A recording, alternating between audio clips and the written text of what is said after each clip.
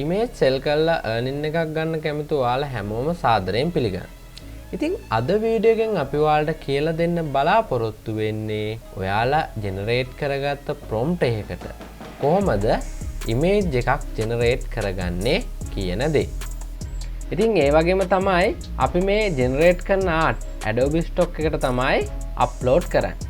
ඉතින් Adobe Stock එකට අදාළව දැන්ටමත් අපි වීඩියෝ කිහිපයක් කරලා තියෙනවා. ඉතින් ඒ අතරින් කොහොමද අපි Adobe Stock account එකක් හදාගන්නේ? tax form එකක් කොහොමද fill කරගන්නේ? අපි කොහොමද prompt එකක් generate කරගන්නේ?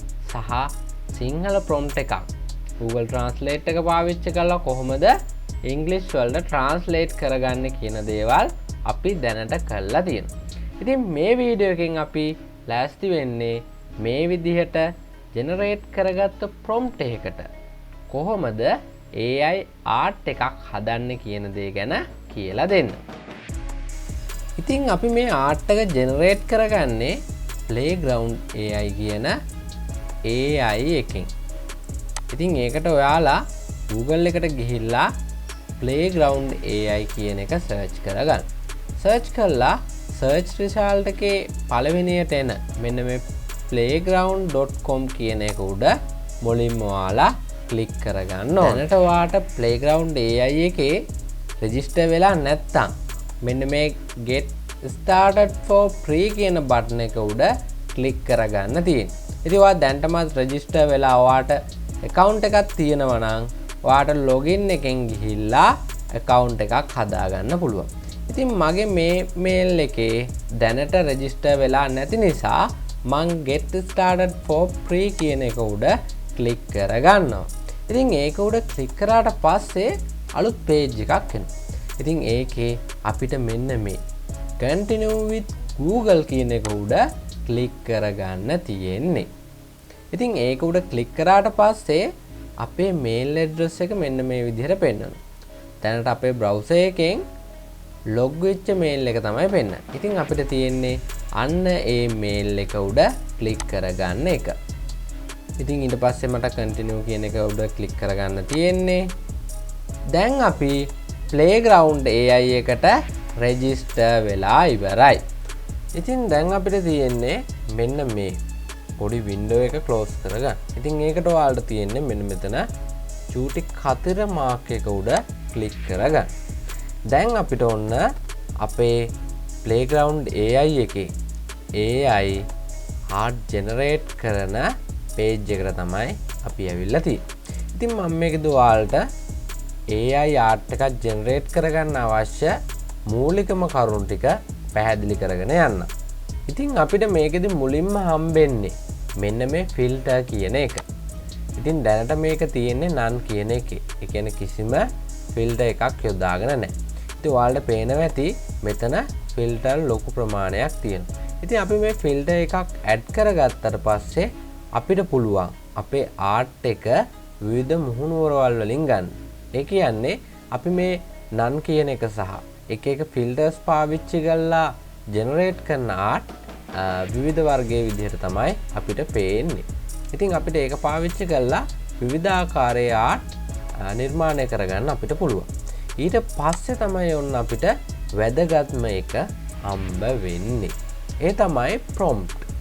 ඉතින් මම ඔයාලට කලින් වීඩියෝස් වලදී කියලා දීලා තියෙනවා prompt එකක් generate කරගන්නේ කොහොමද කියන දේ. ඒ වගේම තමයි ඔයාට English හොඳ දැනුමක් නැත්නම් ඔයා කොහොමද සිංහලෙන් හිතලා ඔයාගේ prompt එක English වලට convert කරගන්නේ කියන දේත් අපි කියලා දීලා තියෙනවා. ඉතින් බලපු නැති කෙනෙක් ඉන්නවා නම් ඒකත් නිවැරදිම ආකාරයට බලලා ඉගෙන ගන්න. ඊට පස්සේ යටින් ඒකට චුට්ටක් යටින් තියෙනවා මෙන්න මේ exclude from image කියන prompts ටික. ඒ කියන්නේ මෙන්න මේ ඇතුළත් කරන දේවල් අපේ image එකට ඇතුළත් කරන්න එපා කියන එක තමයි අපි මේකෙදි මේ AI එකට දැනුම් දෙන්නේ. ඉතින් ඔයාලට පේනවා ඇති මේක දාලා තියෙන එක එක words ugly ඊට පස්සේ noisy ඒ වගේ අර අපේ image එක අපහැදිලි ඊට පස්සේ අඳුරගන්න බැරි වෙන දේවල් ඇතුළත් කරන්න එපා කියලා දීලා තමයි මෙන්න මෙතනින් කරලා තියෙන්නේ. ඉතින් ඔන්න ඔය දේවල් ටික තමයි අපේ මේ පැනල් එකේ වම් අත පැත්තෙන් අපිට කරගන්න අවශ්‍යම දේවල් ටික තියෙන්නේ. ඊට පස්සේ අපේ ඉමේජ් එකේ සයිස් එක තෝරගන්න.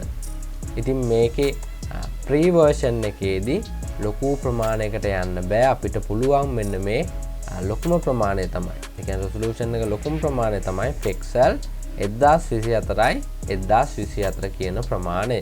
ඉතින් අපි ඒක අප්ලෝඩ් කරනකොට, ඒ කියන්නේ Adobe Stock එකට අප්ලෝඩ් කරනකොට මේක අප්ස්කේල් කරලා ගන්න ඕන. ඉතින් මම ඒක ඊළඟ වීඩියෝ එකෙන් ඔයාලට කියලා දෙන්න. ඉතින් දැනට ඔයාලා මේ තියෙන එක සයිස් වලින් ඔයාලට අවශ්‍ය විදිහට ඉමේජ් ජෙනරේට් කරගන්න. ඊට පස්සේ අපිට පුළුවන් මෙන්න මෙතනින් අපිට වරකට ජෙනරේට් වෙන්න අවශ්‍ය ඉමේජ් ප්‍රමාණය සිලෙක්ට් කරගන්න.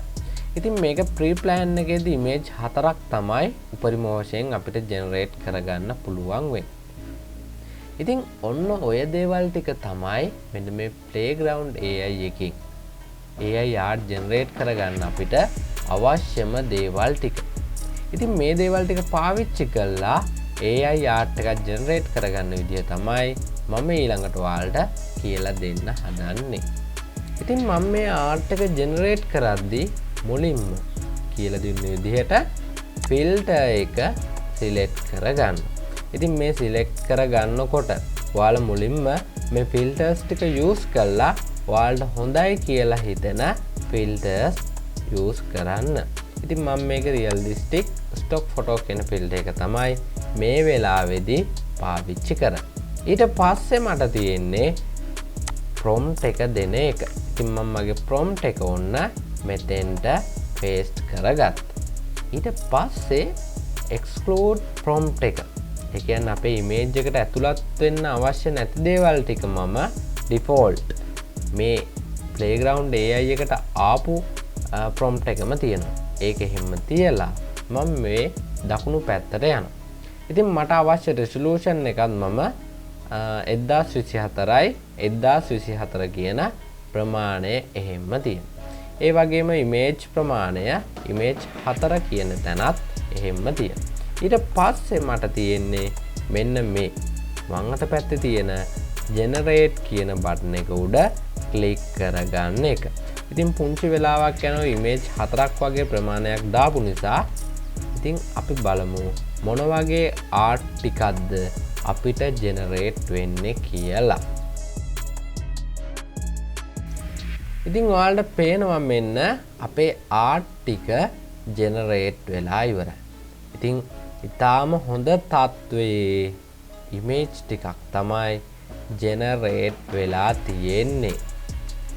ඉතින් අපි මේ ඉමේජ් ටික අපිට ඩවුන්ලෝඩ් කරගන්න අවශ්‍ය නම් මෙන්න මෙතන තියෙන මේ හැම ඉමේජ් එකකටම ගියාට පස්සේ ඔයාලට පේනවා ඉමේජ් එකේ උඩ ඩවුන්ලෝඩ් කියලා බටන් එකක් තියෙනවා. ඉතින් ඒ බටන් එක පාවිච්චි කරලා පුළුවන් ඔයාට ඉමේජ් ඩවුන්ලෝඩ් කරගන්න. ඉතින් ඒ වගේම තමයි අපි මේ ඉමේජ් Adobe Stock එකට අප්ලෝඩ් කරනවා නම් මේවා අප්ස්කේල් කරලා තමයි අප්ලෝඩ් කරගන්න අවශ්‍ය වෙන්නේ. ඉතින් අපි ඒ විදිහට කොහොමද අප්ස්කේල් කරගන්න කියන දේ ඊළඟ වීඩියෝ එකෙන් බලමු. ඉතින් මේ වීඩියෝ එක හොඳයි කියලා හිතනවා නම් අනිවාර්යෙන් වීඩියෝ එකට ලයික් එකක් දාගෙන යන්න. ඒ වගේම තමයි ඔයාලට තියෙන ප්‍රශ්න ගැටලු හැම දෙයක්ම කමෙන්ට් සෙක්ෂන් එකේ දාගෙන යන්නත් අමතක කරන්න එපා. එහෙනම් අපි ඊළඟ වීඩියෝ එකෙන් හමු වෙනකන් හැම කෙනෙකුටම සුබ දවසක්.